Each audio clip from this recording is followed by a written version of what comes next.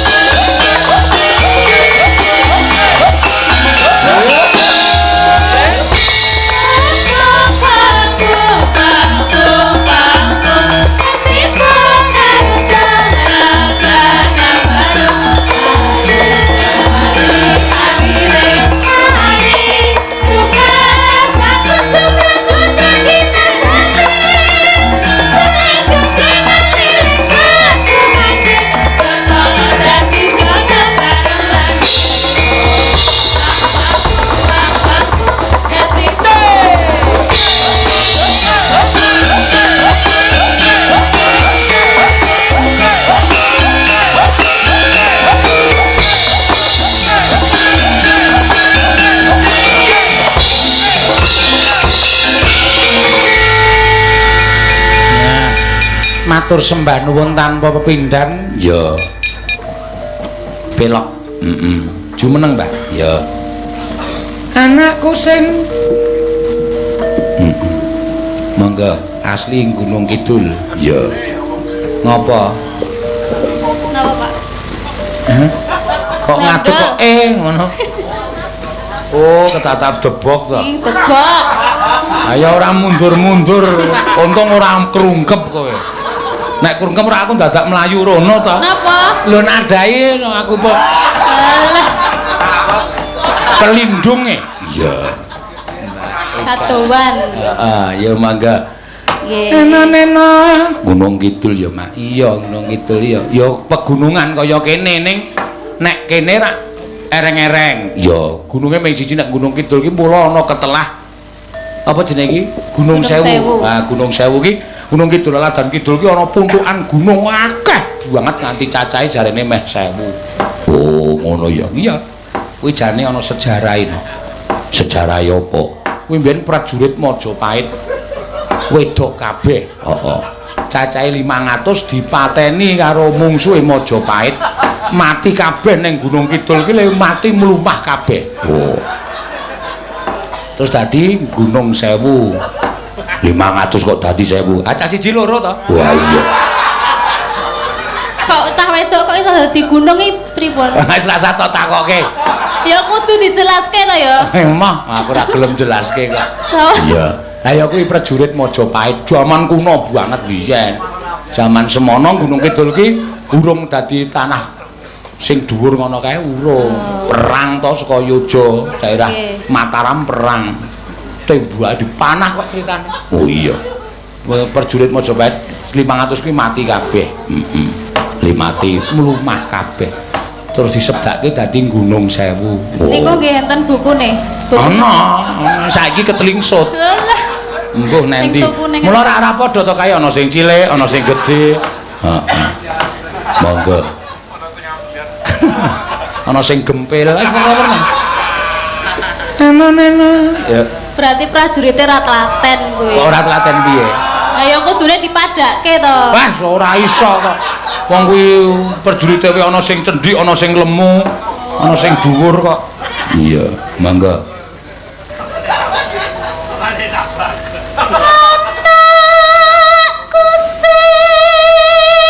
Ana sing siji dadi loro, Pak.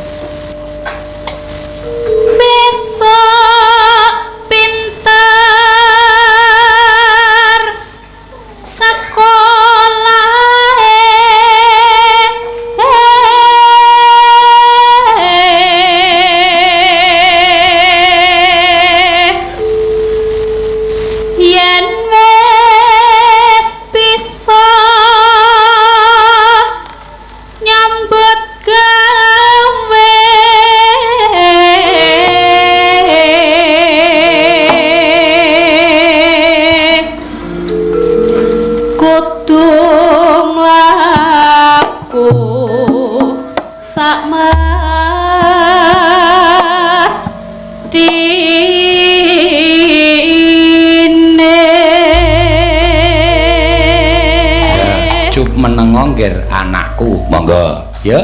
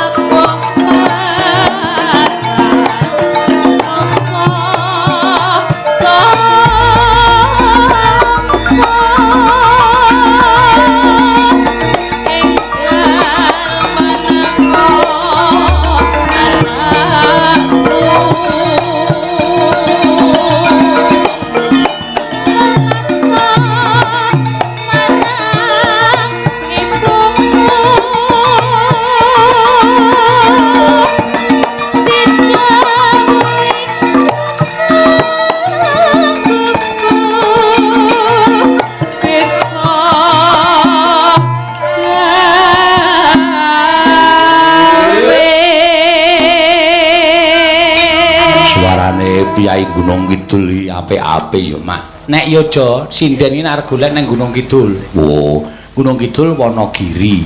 Wis kuwi gudange sinden. Oh. Bayi wedok metu saka weteng ceprut ngono iku langsung saban bengi. Ya ora kok ya. Saking dadi sinden kono. Iya. Kono kuwi tenan. Ana sing jeneng apa jenenge dapuran pringe daga-daga metu sindene kok. Apa iya? Heeh, suwe lho ngogo-ogo. Ha iya. Monggo.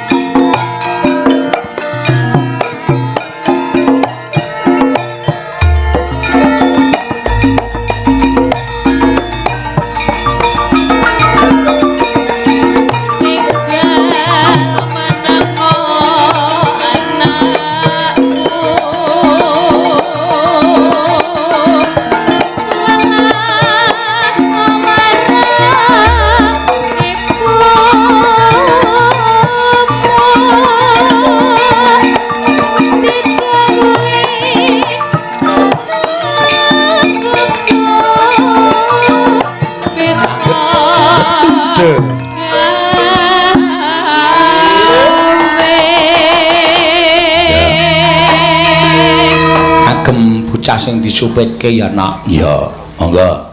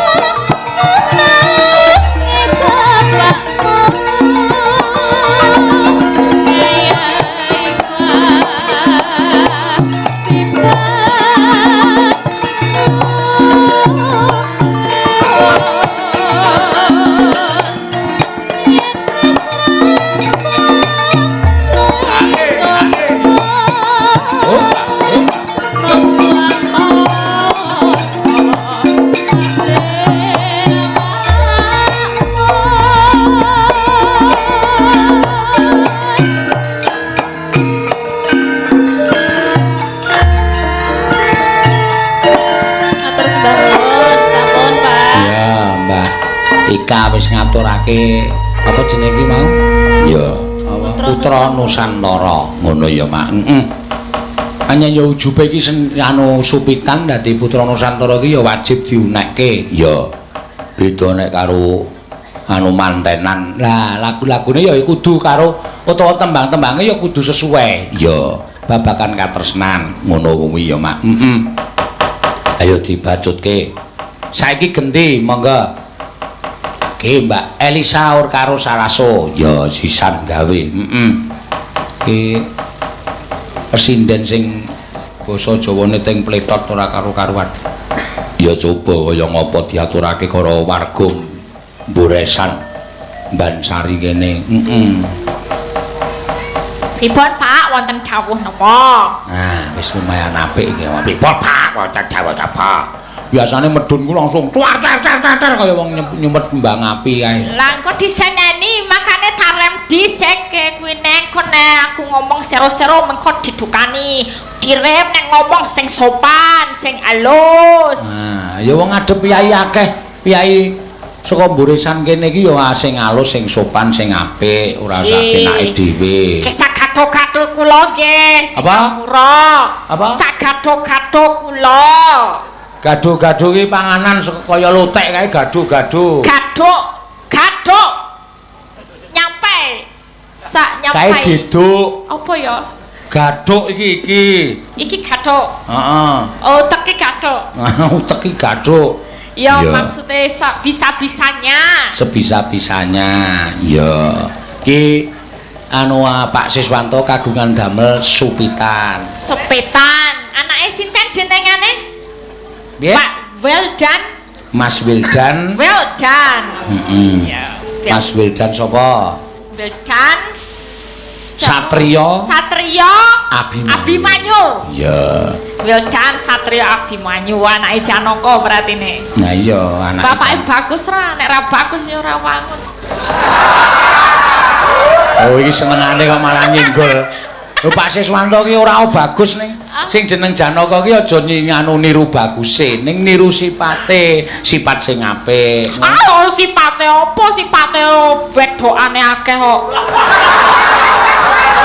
Yo wegah. Wah cilaka tenan iki malah aku. Iya. Bagus ning iki ana wedokane akeh. Sing jeneng ngene, sing jeneng menehi asma anake nganggo jeneng wayang. Kuwi ora kudu anake kaya wayange. Dijenengi Harya Bima. Kuwi ora terus kudu wong iki gagah gedhe dhuwur kaya Bima ora. Ning sipate sing supaya ditiru karo Bima. Oh, ngaten. Nah, kaya ditiru karo bocah sing jenenge Bima mau. Ngono ya. Iya, dijenengi Abimanyu. Ya supaya sipate tiru karo Raden Abimanyu. Oh, patriotik. Patriotik, pahlawan, luar biasa. Masih muda tapi pahlawan. Membela karo wong tuane. Oh iya. Nek Sena berarti kaya Werkudara ngono. Ayo adoh. Adoh dengkulmu melocot kowe ora. Ora usah gagak-gagak Sena, kuwi wis tak sampe kene nggon Bima. Oh, iya. Bima iki padha karo Sena. Ah nek Sena iki tegese gedhe. Gedhe? Oh. Apamu sing gedhe? Untune. Untune meletak kowe kuwi. Iya. Sena iki takono piyai sing ngerti sastra gedhe, Nugroho iki kanugrahan-kanugrahane ben gedhe. Oh, kanugrahan sing gedhe. Kabeh merpudi jeneng-jenenge dhewe-dhewe. Ngono ya. Iya. iya. Ika kuwi mau ya ana tegese. Ika tegese apa, Pak? Ika iki satu. Iki anake bapakne mbokne mung siji Ika to. Oh, satu. Anak tunggal. Ika tunggal. Oh, ngono. Cita kuwi ana karepe. Cita-citanya setinggi langit. Ana tetembungan piyai biyen padha ngendikake proklamator bangsane awake dhewe ngendikake railah cita-citamu setinggi langit jika muda tuh akan jatuh pada bintang-bintang. Lho. Ya nek bintang-bintang, nek medun tekan donya ya lara ya. Ya ora mesti dipone nek bintang. Kowe ora mancai tembunge proklamator lho. Oh iya nih.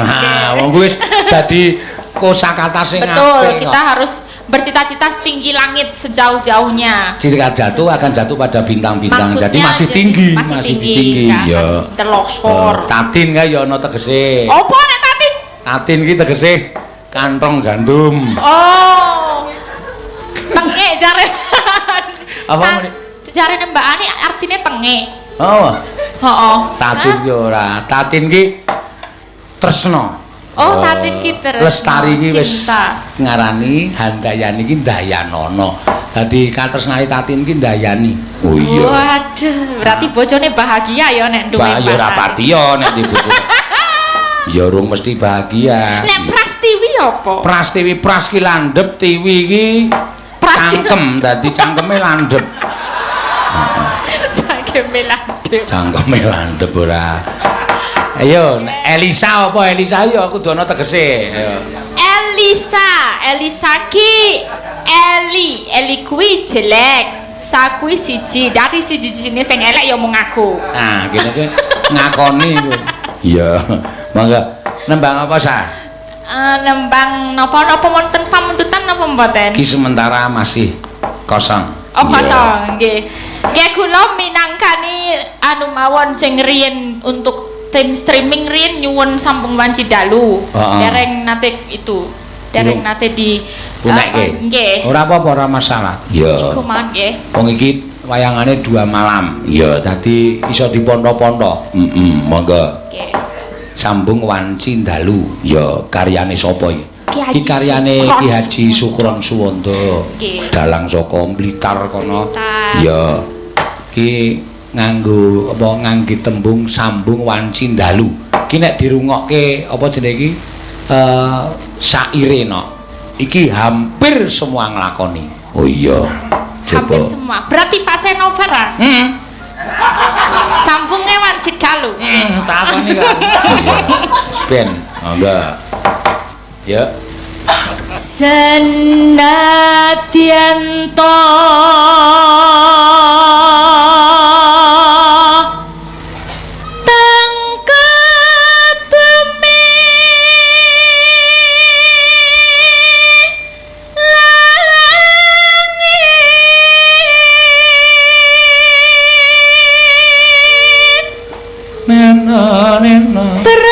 prasetyanku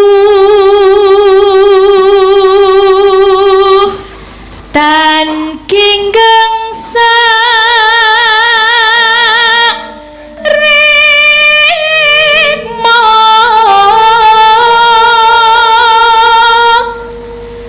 lan dimas kang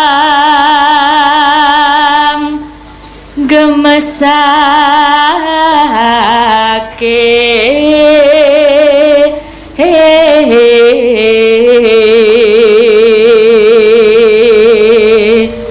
Neno yang tipe ngentak tembong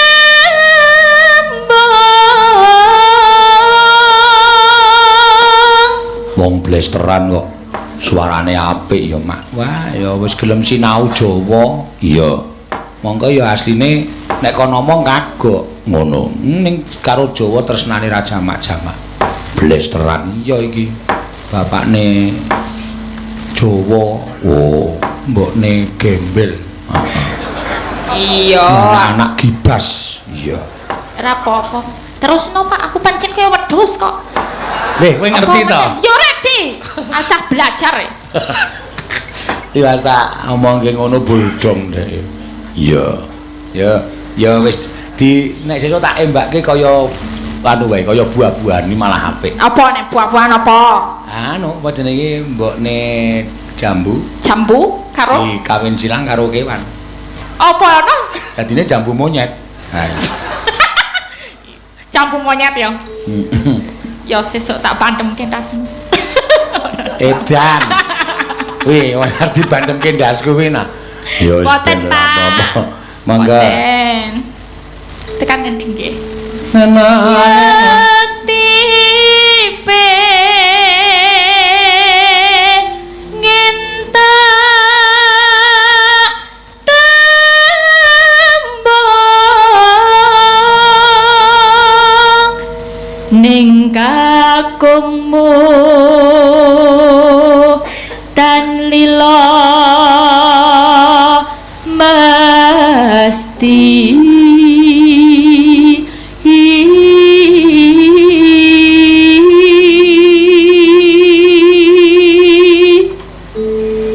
kandekeng panggrahita angel nggonku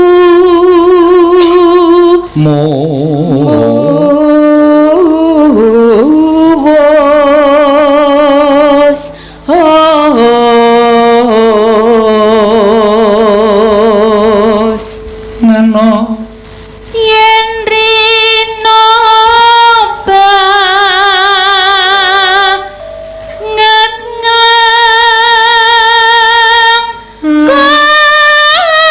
karo genti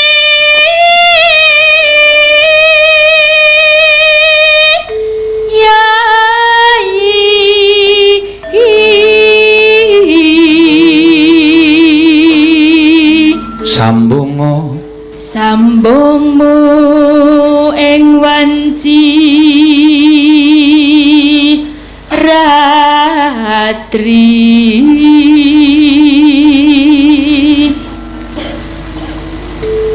karya usata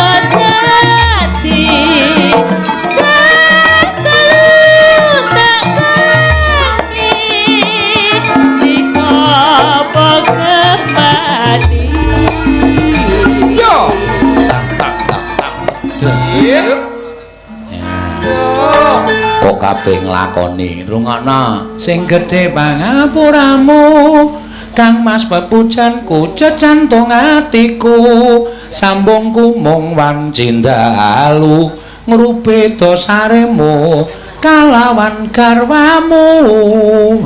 Piye terus apa kan? Kang Mas Kang Merati tesake murih lestarine HP pirantine tan ana ingkang nyaruwe ya mung akibate aku mung bayangke.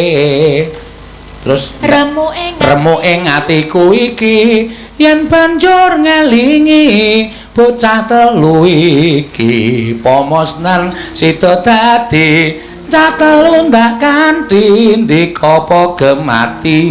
Terus lanjute mendah boyo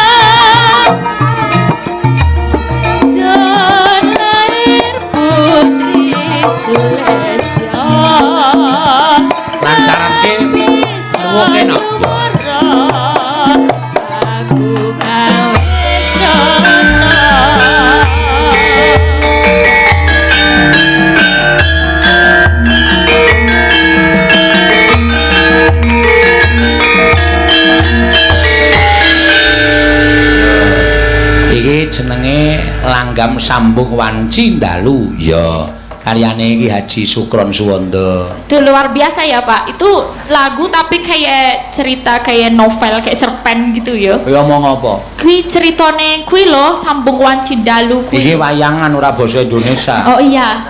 Ya. Oh iya. Yo sok aku lali. Ayo coba omong baleni mau ngomong. Menika napa cakepanipun sae sanget niku kados nyeritosaken menceritakan ki basa apa? Napa Pak?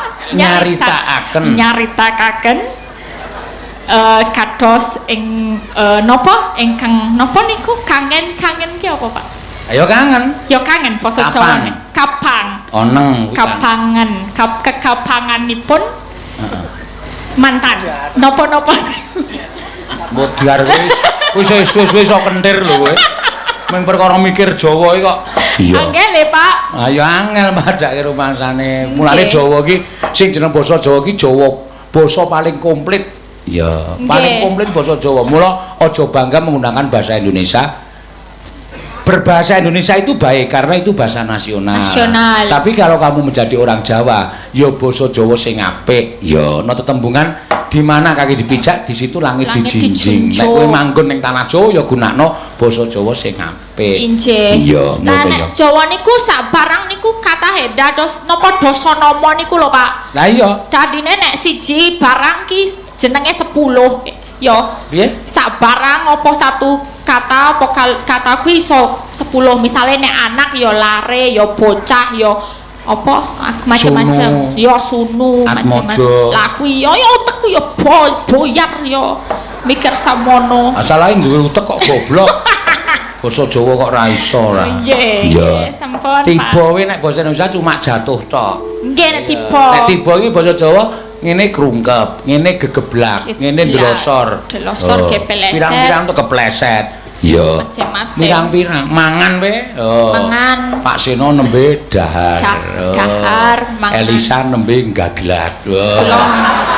Belum gaglak nggih. Ha iya wis urutane dhewe. Gaglak karo dahar apa ndi to, Pak? Apa gaglak? Apa gaglak ya wis aku sing gaglak ya.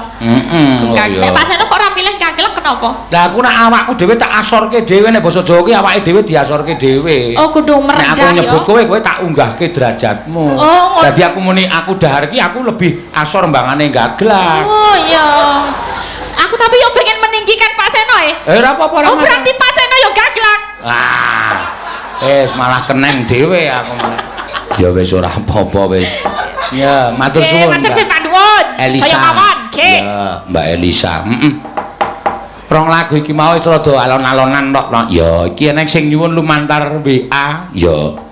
Ana sing nyuwun podang kuning. Oh ya. Diaturake monggo. Mbak Cita monggo dipun aturaken. Ya, saka Purworejo. Iki sing anu iso bawa tentang manuk-manukan kuwi. Ya.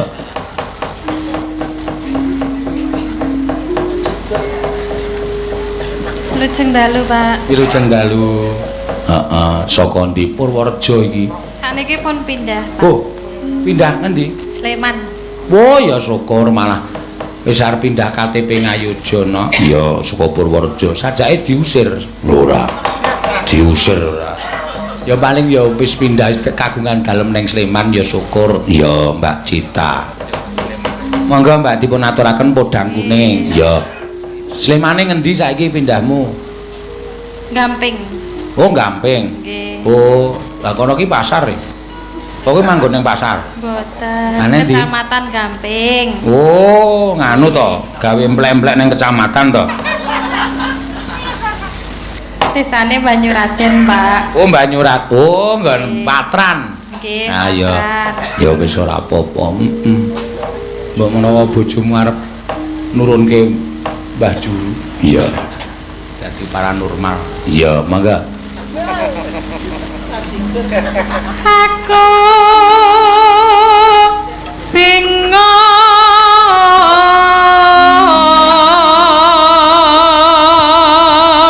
Aku bingung. Terus? Bingung. Aku bingung. Iya. Saben dina mikir manuk,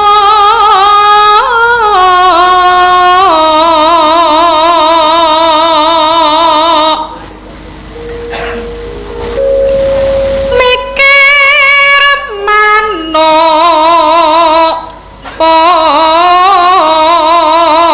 podang Neno-neno.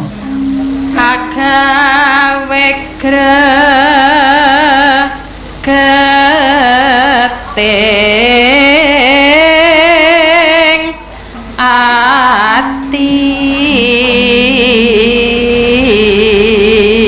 Iya. Ki uga di streaming langsung lumantar channel Dalang Sena. Ngono ya, Mak. Iya, iki wis pira nek ra 12.000 sekitar semono kuwi sing padha mresani no.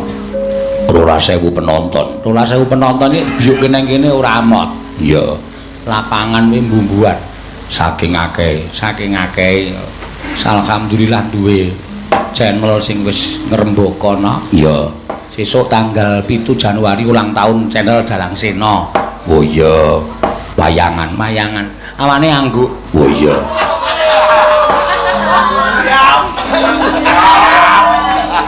Terus Ora mendhok tak pikatku telute bendo. ya. Esok awan ning omah wis ora kasar.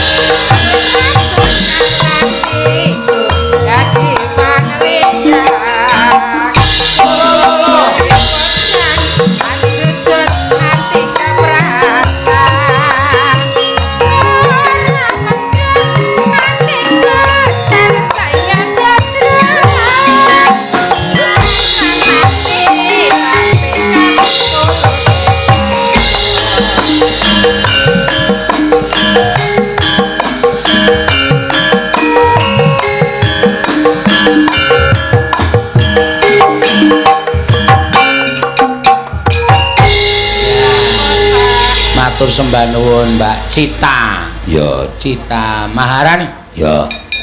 Ngawur wae gawe jeneng. Aku ngertine ming Cita ya jenenge mburine tak tambahi dhewe Cita Maharani. Ya. Ngono ya. Ya saiki ngeduke Bagorna. Ya. Ayo Tin, ora nesu to Tin kuwi. Lho. Ngemot apa e? Mot permen. Oh, iya. Ora ngejak aku le tuku. Maksudnya napa? Lah ya nek ngejak aku ora kowe tak tukokke permene. Sing tuku permen aku sing ngemut kowe. Tuku dhewe bae. Tuku dhewe bae. Ya, rasa nesu. Ya. Wong dudu nekke Bagor Brand kok nesu. Bagor kok kaya ngene mendah. Mendah apane? Mendah wadahe jerone. Ha iya to nek disuwek wak ngono. Cur. Apa nih sing cur? Ayo jerone Bagor kuwi kok. Emangnya wadah Bagor Brand ini wadah napa to? Wadah pakan kire, pakan wedhus, pakan sapi. Apa nganggo brand ngono apa? Lah iya nek brand ki jenenge brand ki nggo pakan apa-apa kok. Iya, lah sing jenenge ya udu aku. Ya, terus neng YouTube ya kondang. Tatin saiki komentare Tatin Bagor Brand ngono saiki. Ya ora apa-apa, Adi watuk lho. Nggih. Oh ya gampang tambane watuk iki nek. Napa, Pak? Mau sore kowe omong aku matak tembungke karo piyai kene nek ana jeruk pecel ae diris. Iya. Terus dikeceri jeruk pecel kuwi diperes kei kecap sithik. Heeh. Terus diombe sak sendok, ilang watukmu. Napa langsung ilang? Langsung sak cangkeme. Iki senengane. Nah piye kok masa ya ilang? Ah iya, nek ilang ya dilaka. Ayo nembang. Ya, awake saya lemu ben. Ben ndak apa-apa. Men ana sing cilik ana sing lemu ngono lho. Lah ya nek ngesake panggunge to ya ngebak-baki kudune cukup go wong loro ming go wong siji kowe tok. Iya. Ya sesuk ya sing luwih jembar meneh. Apane? Panggunge. Lah saiki panggung ki ukurane wayang ya ming semene iki luwih jembar lek golek nggon kangelan kok ya. Iki lho sing ngebak-bak iki. Iki engko aku ora krungu suaraku kok. Pak budek ora krungu. Lho iki kurang ajar karo dalang ya ngunekke. Wes nganggo sound system kok ora krungu lho. Apa? Wes nganggo sound system. Nganggo sound system apa? Kok ora krungu? Men cetha ngono lho. Lah ya kuwi sing ngebak-bak niku. Ya ora apa-apa ayo nembang. Nembang napa? Kembang rawi. Kembang rawi. Kula nek ora tak selang-seling ngono ndak ora belajar. Dibawani Sinom Grandel modar wis. bawane anu mawon. Apa? Dandang gula. Dandang gula apa? Sedih. Semarangan. Sing piye? Yogyakarta. Oh, ayo ya wis sakaremu cah pinter kok ya. Lah napa sing niku napa? Wis kuwi wae. Yogyakarta kang para prajurit. Dhuwur tapi dhuwur nggih. Ora apa-apa dhuwur ya, engko nganggo jengket.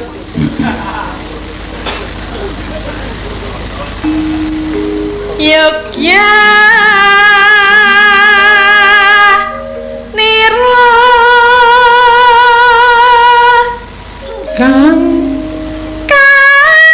para prajurit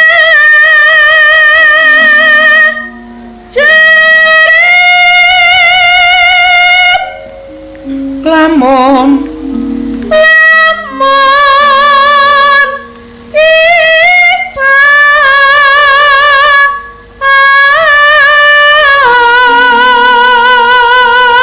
samyan ladha sami anu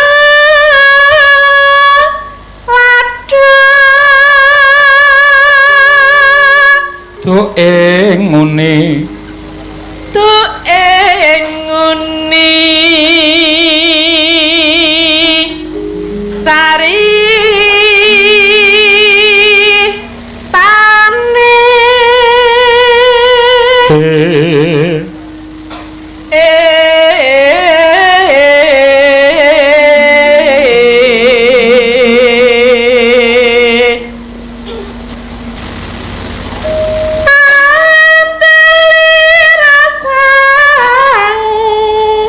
Prabu. Prabu.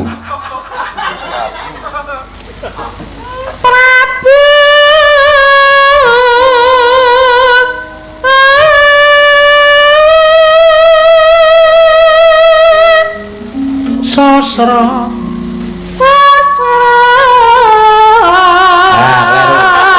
Kleru wis engkokmu. Terus ing Mahespati. oh ya bener. Iya, arep omeng Bagor ning bener. Aran pate suwanda. Ayo arep ketrikel dhewe to kowe. Heeh.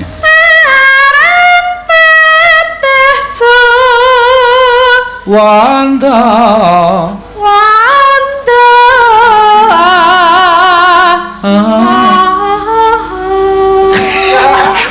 ayo toh ngapan julu lane aja ganggu to kowe iki ya ora ganggu wong sing jeneng dalang iki kan sok nirokke suarane sinden biasa men kowe kuwi sing goblok dadi melu hah dadi melu-melu aku gak senengane melu-melu ora lelabuhan barengi meneh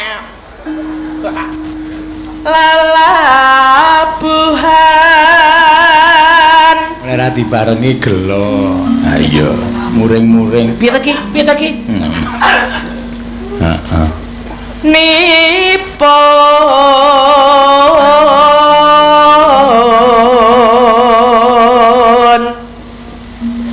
kang kinelong tri prakara guna kaya purune kang denantepi den antepi nuhoni trah tama ya mama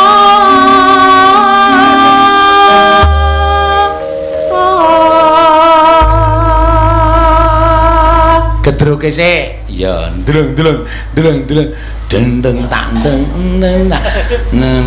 ayo mangga ya jogeti lho Tin ya karo golek keringet mengawai suda nggih niki rada adem dadine wis saya mlembung kaya apa rene sing mlembung nggih iki lho gegermu lho delakan ngapa gegermu kene iki mulai daging tapi ket biyen jan daging ya wong kok kaya wedhus maksudnya piye papat apa papat kene tukul ngarep tukul ra ya ora apik to wedhus nang isor kok ora nang mburi ya engko nek kok konangan aku anggere turu mengkuro parek tak gambari gambari apa ya tak tambahi loro men kaya loro men kaya papat iya ayo mengon madheparana ta ngapa ah kuwi lho wong wedok kok mlentung gegere ora ya bahane mlentung ndase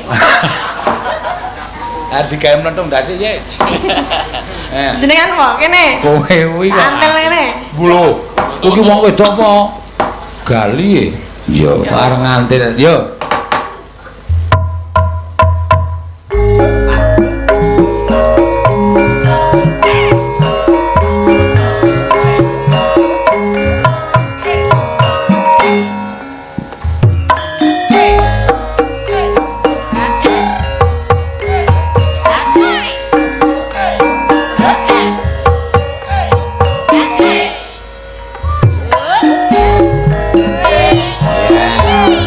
yang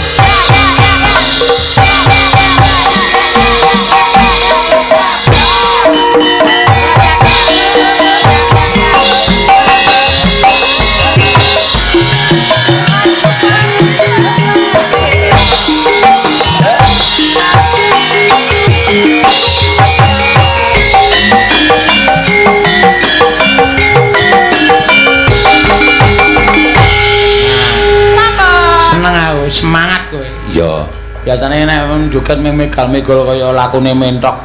Iki mau apa megal ora? Saiki luar biasa tenan. Kok kene kowe krungu angine mak. Alah ming bagor kowe kok. Hah? Ming bagor. Ning bagor ora apa-apa, ora usah dadak kowe gagas parapamu bagor sing penting penampilannya luar biasa. Iya, ya marep ming sak bagor. Ning penampilannya luar biasa. Iya. Ngono ya Mak. Iya. Matur sembah nuwun Mbak Tatin. Ya. Kari diurutke. Iya, mengko bar diurutke terus ngeteruske laku ya Nak. Ya, sapa saiki? Saiki loro sisan Nak. Oh ya. Mbak Ani karo sapa jenenge iki? Bu Prastiwi. Oh iya. Yo. Nyanyi apa duel? Lho. Kok duel ora? Nyanyi duet monggo. Jumeneng yo alon-alon yo kowe iki yo nginden malah dodol wedang. Medhep tromos loro barang. Iya, ngladeni ibu-ibu Waranggana ya apa? Wah. Wow. Sinden nek kaya bal pingpong ngene iku. Menggare goleke raket terus disemetke tuas ngono glundung. Iya, aja mbok ece to. Ben apa-apa mbayu-mbayuku dhewe kok tak ece ya. Iya. Ngapa kok ngapurancang ngono? Nunggu leh war ngenyek meneh ayo teruske. Ayo. Ya ora lara ati ngono kuwi. Ya. Duet karo Ani. Ya. Lagune apa? Sing biasane dinekke no. Ya iki uga mau ana pesenan saka sapa? Pesenan ning transit mau ana sing nyuwun lagu Liwung. Oh iya diaturake. Men digejahke wong loro iki. Ya. Dikiprahi no. Ya matur suwun. Urung kok. Ya. Nek wis rampung le apa? Nembang. Ya. Urung wiwit kok jogat-jogat iki kentir apa piye? Sinden nek kurang saon ya ngono. Gatel, Pak. Hah? Gatel. Gatel piye? Pengen joget. Ya engko nek wis gamelane muni kok ya sabar kok ya. Oh ndelokke si Tatin nek joget penak ngono. Iya, nah karang Kok kuwi. dikukur coba iki. Dikukur gatelen ta. Ayo karang cara do piye kok ya? Oh, aja kok weruh gamelan ditata. Weruh gamelan dangkut truk kowe joget kok dek. Iya, saking senenge. Monggo. Ayo diaturake. Yuk. Kosike. Urung-urung kok au. Lho, ben semangat ngono lho, Pak. Oh iya. Ngono. Ayo Pras, kok ya. Ngono Pras. Lah apa wong.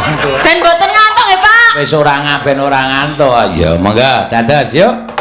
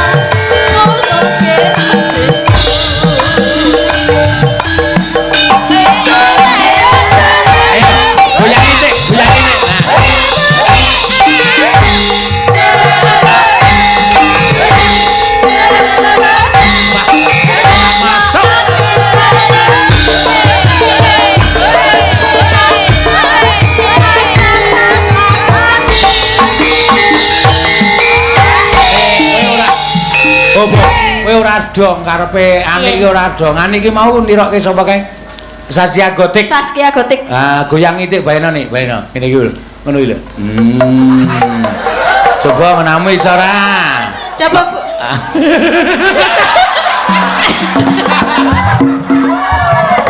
Le obah iki aja kabeh. Aku ora kulino. Obah iki ming mburi tok. Itik goyang itik. Kaya nek bebek mlaku kae lho, itik. Coba nih. Kudu nganti iso gak aku nek. Ala. Piye? Apik ta? Coba ngenamu. Angel. Kudu belajar kok ya. Engko urung nek kae ngetokke goyang gergaji. Heeh. Salah. Apik, ya. Kowe salah kowe. Jeroane apik. Iso ora kae goyang gergaji. Kowe senso ya ora apa-apa wis gawe. Matone iso. Ciwala kaji Kok belok. Ora mung tangane tok. Ini lho, Bu. Melu lho. Ngono kuwi dimatke sik. Coba praktekno ya. Kudu belajar. Lho, apik to.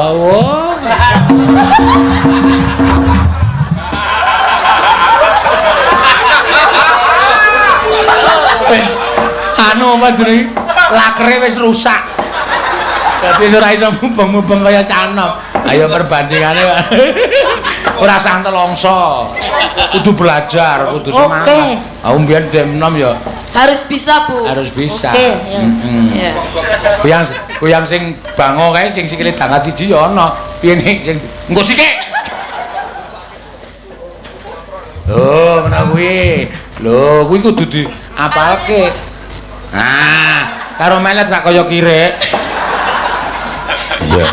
Mangga, yuk.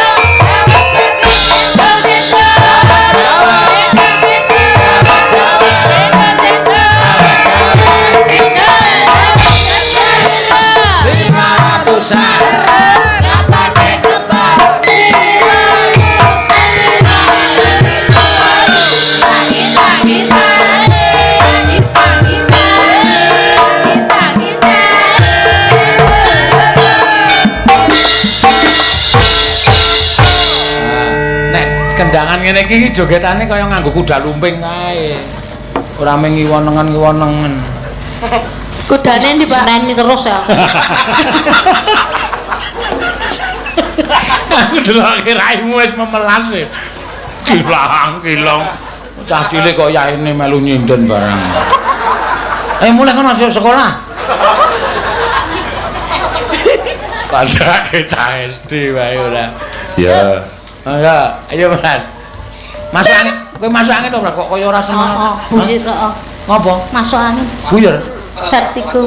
Wah? Vertigo. Kupinge. Vertigo. Ya sesuk leren, sesuk awan rasa nyinden. Oke. Tak pijeti. Hah? Sing loro nggon apa? Ngon kene. Nggon. Vertigo kok ora loro nggon kene. Aku jelek kowe goblok. Vertigo kok weteng. Vertigo ki nek ndi larane nggon sirah. Kok vertigo kok kene? Beda kok, beda. Kene larane. Ha ta? Duh aku. Sirah vertigo. Bathuk. Sesuk tak tambah. Didak-idak ya. Mangga ya.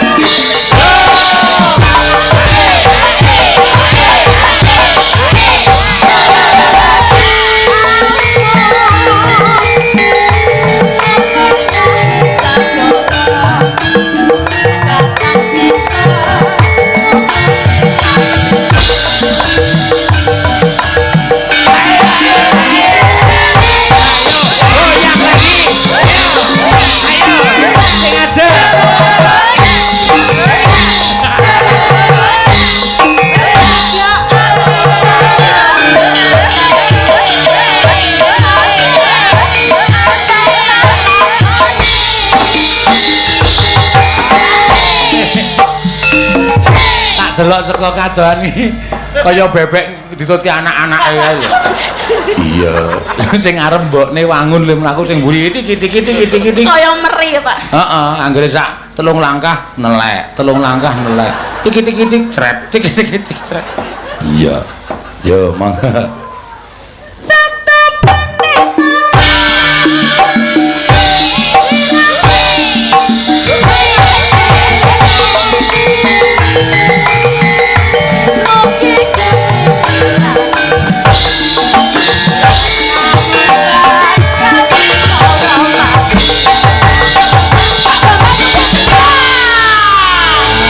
Luar biasa. Ya. Wis galeran kita iki rada rasihat tenan iki. Sampun. Yo.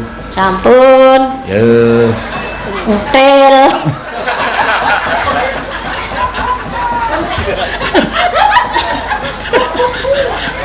Seneng ya. Heeh. Mau nang transit iki tengok nang sore kaya cilik banget. Iya. Iya Mbak Prastiwi. Ya arep dikaya ngomong kae Mbak Yumu. Budheku. Oh iya. Ya ora apa-apa, Mak. Matur sembah nuwun. Ya. Wis diaturake no? Ya. Iki mau penyanyi Pak Siswanto, ya. Bengi iki ngarani lakon, ya Makutha Rama.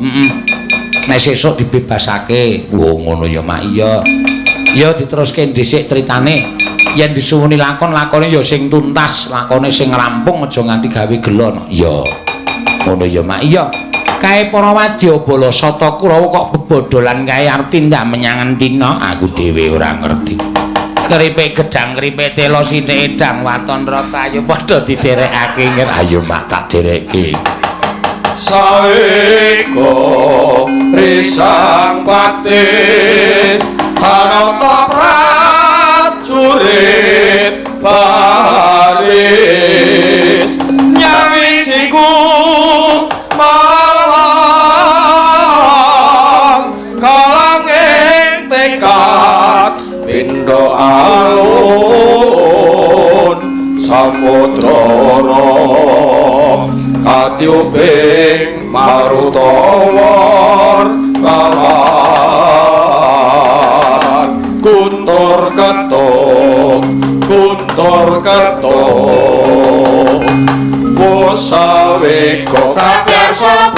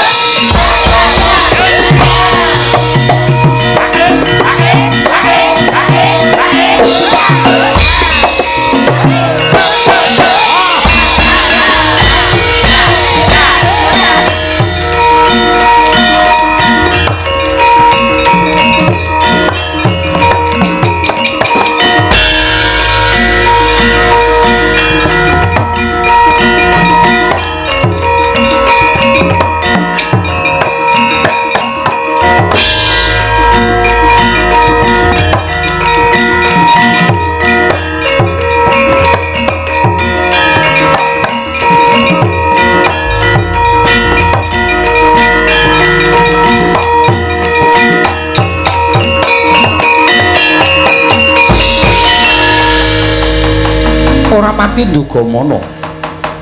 Lah kok jebul nganti kewetu caping Narpati Basukarna mongko tanpa ndak penggalih. Tumuli aku ngeswanesaning Nyai Prabu Duryudana maju nggonku ngabyantara. Nyorohake marang kesaguaning Narpati Basukarna kudu iso mboyong pepakem Makutha Rama ya. Wis dadi ucaping Narpati Basukarna nganti tak silaki bakal tetel kaprawiranku tetel kasatriyanku luwe-luwe bakal asor kalendraning nata ing Awangga. Begawan Kesawa Sidi aja kaget aku ingkang sowan ana ing Kutha Runggu nanjake babagan pepakem Makutha Rama Kesawa Sidi.